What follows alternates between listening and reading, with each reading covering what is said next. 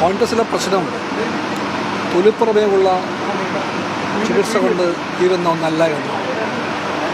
ഈ മിനുക്കുപണിയും ഇത്തരം ജാഗന്തക്കലും കൊണ്ട് തീരുന്ന രോഗമല്ല കോൺഗ്രസിൻ്റെ രോഗം. അത് കുറേ കൂടി അഗാധമാണ്, അടിസ്ഥാനപരമാണ്. അത് ആശയങ്ങളുടെയും രാഷ്ട്രീയത്തിൻ്റെയും പ്രശ്നമാണ്. കോൺഗ്രസ് കേരളത്തിൽ ഏറെക്കാലമായി അന്ധമായ ഇടതുപക്ഷ വൈരത്തിൻ്റെ രാഷ്ട്രീയ കൈകാളുകയാണ്.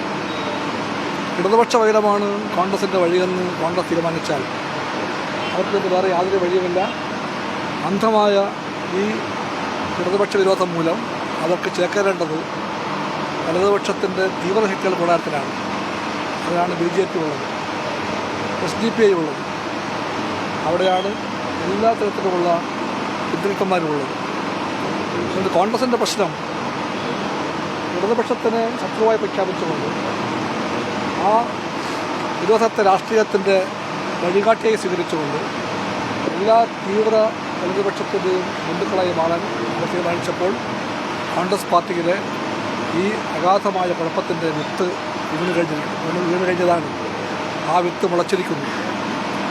ഈ വിത്ത് വീണപ്പോഴാണ് കോൺഗ്രസ് ഗാന്ധിയെ മറന്നത്, നെഹ്റുവിനെ മറന്നത്, മഹാത്മാഗാന്ധിയെയും നെഹ്റുവിനെയും മറന്നിട്ട് ഗോഡ്സെയുടെ പാർട്ടിയായ BJPയുമായിട്ട് വരെ സെക്കൻഡ് ചേരാൻ പോകുന്ന രാഷ്ട്രീയത്തിലേക്ക് കോൺഗ്രസ് വീണ് പോയതാക്കാനുള്ള ആ സത്യം അംഗീകരിച്ചുകൊണ്ട് കോൺഗ്രസ് ആശയപരമായി തിരുത്താതെ, നയപരമായ മാറ്റം വരുത്താതെ കോൺഗ്രസ്സിന് ഒരു പ്രശ്നവും തീർക്കാൻ കഴിയില്ലെന്ന കാര്യം എല്ലാവർക്കും ഉറപ്പാണ്.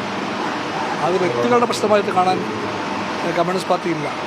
വ്യക്തികളുടെ നന്മയും തന്നെയല്ല വിഷയം. കോൺഗ്രസ് രാഷ്ട്രീയത്തിൻ്റെ അടിസ്ഥാന മൂല്യങ്ങളെ അവർ മറന്നുപോകുന്നു.